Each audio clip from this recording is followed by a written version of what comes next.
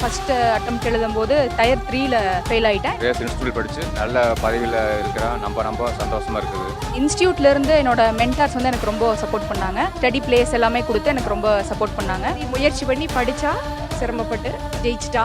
Thank you. என் பேர் சஷ்மிதா. நான் SSC CGL 2022 clear பண்ணியிருக்கேன். இப்போ சென்னை கஸ்டம்ஸ்ல எக்ஸாமினராக ஒர்க் பண்ணிட்டு இருக்கேன். என்னோட ப்ரிப்பரேஷன் டைம்ல வந்து பேரண்ட்ஸ் ரொம்ப சப்போர்ட்டிவாக இருந்தாங்க. இன்ஸ்டியூட்ல ரொம்ப சப்போர்ட் பண்ணாங்க.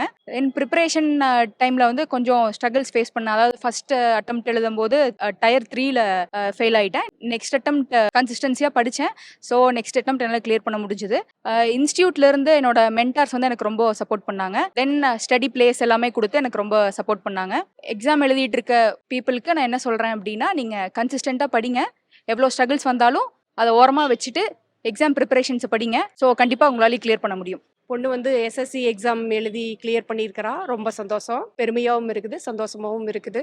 ரொம்ப சிரமப்பட்டு படிச்சா அதுக்கான பலன் கிடைச்சது. ரொம்ப சந்தோஷம். அப்புறம் அவ வந்து மேரேஜ் பார்த்துக்கலாம், மறுபடியும் நான் ஏதாவது எக்ஸாம் கிளியர் பண்ணிட்டு அப்புறமா தான் அதை பற்றியெல்லாம் பேசணும்னு சொன்னா. அதனால நாங்களும் படிக்க சொல்லி விட்டுட்டோம் அவளோட இஷ்டத்துக்கு. அதே மாதிரி முயற்சி பண்ணி படிச்சா சிரமப்பட்டு ஜெயிச்சிட்டா. நன்றி. எஸ்எஸ்சியில் ரேஸ் இன்ஸ்டியூட் படித்து நல்ல முறையாக மார்க் எடுத்து பாஸ் பண்ணி நல்ல பதவியில் இருக்கிறேன். ரொம்ப சந்தோஷமாக இருக்குது.